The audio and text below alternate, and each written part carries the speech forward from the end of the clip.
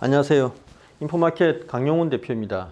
오늘 한미반도체가 상한가를 가고 그 영향으로 여타 반도체들도 모처럼 시원하게 올랐죠. 반도체에 대해서 회의적인 견해를 견지했던 매니저들이 뒤늦게 왜 오르냐 이렇게 물어보기도 하고요. 난리가 났죠. 증권업계에.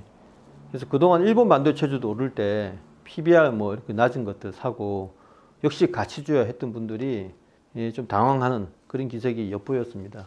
많은 뭐 매니저들뿐만 아니고 애널리스트들, 뭐 증권업계 종사자들, 투자자들 이분들이 이제 HBM에 대해서 굉장히 그동안 회의적인 시각을 많이 드러내는데 제가 곰곰이 생각해 보니까 이분들 모두가 AI의 목적에 대해서 전혀 모르고 있는 것 같더라고요.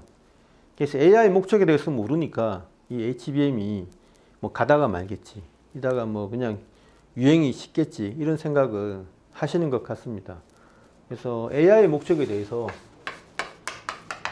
저희가 왜 한번 생각을 해보고요. 왜 HBM은 우리가 중요하게 생각하지 않으면 안 되는가, 이거를 설명을 드리겠습니다. 여러분들은 AI에 대해서 목적이 뭐라고 생각하십니까? 인간을 편리하게 하는 것? 아니면 생산성을 향상시키는 것? 이게 맞을 수는 있는데 그거는 직접적인 게 아니고 좀 추상적인 표현이죠. 직접적인 목적은요, 우리가 가지고 있는 진시황의 꿈, 불로부사죠. 이게 비극이 될지 뭐 희극이 될지는 모르는데 이 불로부사에서 시작된 질병 문제, 그 다음에 노화 뭐 늦추는 정도겠죠. 그런 문제를 우리가 연구를 계속 해보는 게 꿈이고요. 이 목적을 근처라도 가는 게 꿈이죠. 두 번째 꿈이 뭐겠습니까? 식량 문제. 세 번째가 이제 에너지, 환경 문제거든요. 너무 단순하지 않냐고 하실 텐데 AI가 이거를 해결하겠다고 나설 때는요, 방법론이 다릅니다. 이때까지는 우리가 인류가 어떻게 했냐면 가설을 세우고 결과물을 가지고 테스트를 해보고 또 안 되면 또 하고 이런 식으로, 이게 트라이얼 앤 에러잖아요. 그런 식으로 했다 이겁니다. 그래서 인류가 발전을 하고 그 다음에 새로운 것을 발견하고 또는 발명하는 과정이 그야말로 악전고투의 과정을 겪었는데 AI는 궁극적으로 뭘 하고 싶냐면요, 분자, 원자, 양자 이런 단계에서 이거를 시뮬레이션을 해보자고 하는 겁니다. 여기에 관련된 물질들은 이게 진짜 목적이거든요. 왜 여러분 양자 컴퓨터가 미국이나 중국 정부에서 국가적인 차원에서 비밀리에 하겠습니까? 물론 기업들도 하지만은 이 AI를 표방하는 슈퍼컴퓨터도 연산력이 딸리거든요. 뭘 하는데요? 요 세 가지 목적을 달성하기 위해서 이런 시뮬레이션을 하는 게 안 된다고 합니다.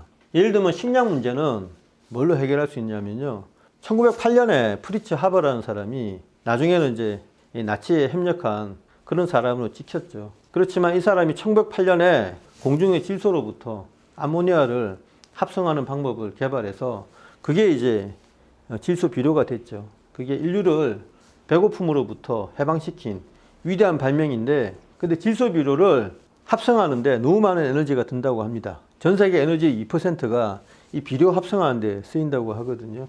이런 것도 식물이 강합성 작용이 있지 않습니까? 빛을 받아서 엽록소가 이 강합성 하는 거를 밝혀낼 수만 있으면 우리가 위기에서 벗어날 수 있다 이겁니다. 그런데 이게 우리는 안다고 생각하지만 아직도 규명이 안 됐다고 합니다. 양자의 어떤 그런 수준의 시뮬레이션을 해야 된대요. 그래서 이걸 시뮬레이션을 보통의 컴퓨터로 지금 있는 수준으로 해도 이게 몇 천만 년이 걸릴 정도로 어마어마하게 연산량이 많다고 합니다. 그거를 양자 컴퓨터를 개발하는 이유가 이 연산을 끝내려고 하는 거거든요. 양자 컴퓨터뿐만 아니고 지금 슈퍼컴퓨터를 계속 디벨롭 하려는 이유가 이런 시뮬레이션을 트라이얼 앤 에러가 아니고 컴퓨터 컴퓨터 머리에서 돌려보자는 거죠. 그래서 이게 원인을 완벽하게 기전을 밝혀내서 그걸 실제로 식량 생산하는데 활용을 해보자는 겁니다. 엽록소 기전을.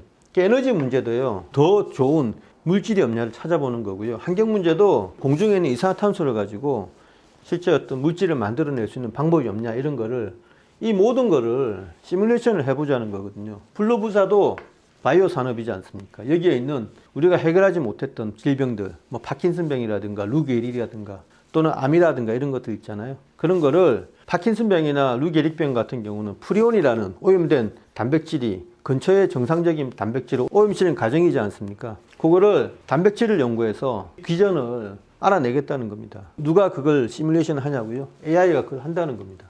그래서 노화 과정도 마찬가지고요. 이 모든 거를 분자, 원자, 양자 구조에서 시뮬레이션을 해보는 게 AI의 목표라 이거예요. 근데 이 세 가지 목적이 다 어디에 연결되어 있냐면 개인이 행복하고도 연결되어 있지만 국가 경쟁력에 연결이 되어 있거든요. 이미 스타트가 됐다는 겁니다. 국가 간에. 그래서 치열한 경쟁이 있을 수밖에 없고 계속해서 컴퓨팅 파워를 증가시키는 게 각국의 목표가 되었습니다. 국가뿐만 아니고 기업들도 사생결단으로 지금 이런데 뛰어들고 있거든요. 뭘 가지고요? AI 컴퓨팅 파워를 가지고요. 그래서 양자 컴퓨터로 하든 지금 있는 방식으로 GPU를 쌓아서 하든 디지털 컴퓨터라고 하죠. 하든 어쨌든 발전을 가속화하는 건 스타트가 됐다는 겁니다. 지금 뭐 이렇게 된다고 생각을 하는데 이렇게 되는 거는 이 중에 목표가 하나라도 해결된다고 하면 이렇게 될 거예요. 근데 지금 노화 문제도 그렇고 암도 그렇고 아무것도 지금 해결된 게 없지 않습니까? 에너지 문제도 그렇고요. 환경 문제도 그렇고 이런 것들이 신문지상에 해결이 좀 됐다라고 하면 이 컴퓨팅 파워의 수요가 확 줄 거예요. 그런데 이거를 가지고 끝까지 간다 이겁니다. 어느 거 하나라도 해결하기 위해서는 지금 무한 경쟁이 계속돼서 1단, 2단, 뭐 3단 계속해서 간다는 거예요. 이게 사생결단 경쟁이 되어버려 가지고는 컴퓨팅 파워를 계속 증가시켜야 되는데 거기 필요한 게 뭐라고요? HBM이라고요. 이게 많은 분들은 예전에 있었던 이세돌 기사가 두었던 알파고 정도 수준 생각해서 약간 유흥 정도로 그러니까 해도 그만 안 해도 그만 정도로 AI를 생각해서 저러다가 또 뭐 한계를 느끼면 안 하겠지 그러는데 지금은 이미 챗 GPT로 불이 붙어서 가능성을 확인했기 때문에 지금 미친 듯이 돈을 쏟아붓고 있는 거거든요. 아닌 게 아니라 마이크로소프트도 지금 AI를 접목해서 그 자사에 뭐 오피스라든가 여러 서비스를 접목했더니 수익이 증가하기 시작했다고 하잖아요. 그래서 예전에 AI 무용론을 제기했던 그런 전문가들도 돌아서고 있는 마당에 국내 매니저라고 애널리스트들은 너무 이걸 무시하고 있다 이겁니다. 잘 생각해 보시면 에너지 문제에 관련된 주가 배터리주, 2차 전지주인데 그리고 또 뭐 블루부사에 관련된 게 국내 바이오주잖아요. 그런 종목이 모두 다 엔비디아로 종속이 될 수 있다고요. 지금 컴퓨팅 파워의 가장 앞선 회사는 엔비디아인데 그 연산력을 동원해서 이걸 지금 해결하겠다고 나선 거 아닙니까? 엔비디아 주가가 오르는 건요. 연산력을 수요가 많아져서 오르는 게 아니고 요 관련해서 모든 다른 섹터를 흡수할 수 있기 때문에 오르는 거라고요. 어떻게 해요? 에너지 문제도 엔비디아가 가진 슈퍼컴퓨터로 해결한다. 블루부사에 관련된 바이오 이런 문제도 시뮬레이션을 통해서 해결한다 그러면 제약회사들이 가져야 될 시가총액, 그 다음 배터리 회사들이 가져야 될 시가총액이 모두 AI 회사로 기속이 되는 겁니다. 기승전결 AI로 된다고요. 그 AI의 가장 최첨단이 마이크로소프트나 구글이나 그 다음에 아마존 같이 AI 클라우드 센터를 운영하는 빅3이지만 그 세 회사를 뒷받침하는 회사가 엔비디아인데 엔비디아도 궁극적으로는 AI 클라우드 사업에 뛰어들려고 하고 있잖아요. 그래서 어떻게 보면 미래는 모든 산업 자체가 AI로 종속이 될 수 있는 그런 가능성이 있습니다. 예를 들면 우리 배터리 주장을 하고 있는데 만약에 AI가 지금 삼원계나 여러 물질보다도 훨씬 나은 거를 물질 후보군을 발견하면 어떻게 되겠습니까? 지금 구글에서요 몇 년 전에 단백질 구조를 시뮬레이션을 해가지고 밝혀낸 게 있는데 1억개가 넘거든요. 그 단백질을 시뮬레이션을 아직 안 해봤어요. 연산력이 떨어져서. 그래서 어떤 기전을 가지고 어떻게 이게 작용할 때 어떤 현상이 벌어지는 것까지 연구를 하기 위해서 양자 컴퓨터를 지금 도입을 하는 단계거든요. 각 슈퍼 기업들이. 그래서 이게 언제 어디든 AI가 어떻게 훅 치고 들어올지 모른다는 겁니다. 바이오 회사도 그렇고요. 엔비디아에서 장담하지 않습니까? 우리 AI를 써라. 앞으로 연구개발비를 6분의 1, 7분의 1로 줄여줄게. 지금 이렇게 이야기를 하고 있잖아요. 트라이얼 애널을 왜 하냐? 가상으로 돌려보면 되는데 그 가상이 우리가 생각하는 비주얼한 가상이 아니고요. 양자 단위의 시뮬레이션을 지금 가상이라고 하고 있는 겁니다. 굉장히 착각을 하고 있어서 국내 매니저들이 세상이 강속으로 변하고 있는데 지금 요렇게 간다고 생각을 하잖아요. 점점 간극이 벌어지고 있습니다. 국내 어떤 반도체 애널리스트는 지금 반도체 지금 불황이라고 이야기를 하잖아요. 다 팔라고 하고 있는데 이 상상력을 조금만 발휘하면 지금 우리가 얼마나 위태로운 상황에 접어들고 있나를 알 수가 있죠.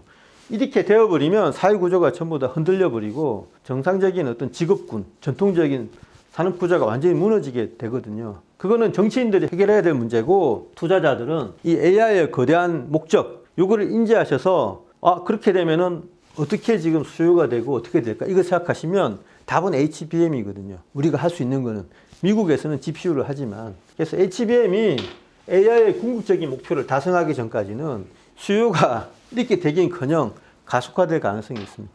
이게 제가 많은 분들한테 강조드리고 싶은 내용이었어요. 예, 좋은 강의가 되었길 바라겠습니다. 감사합니다.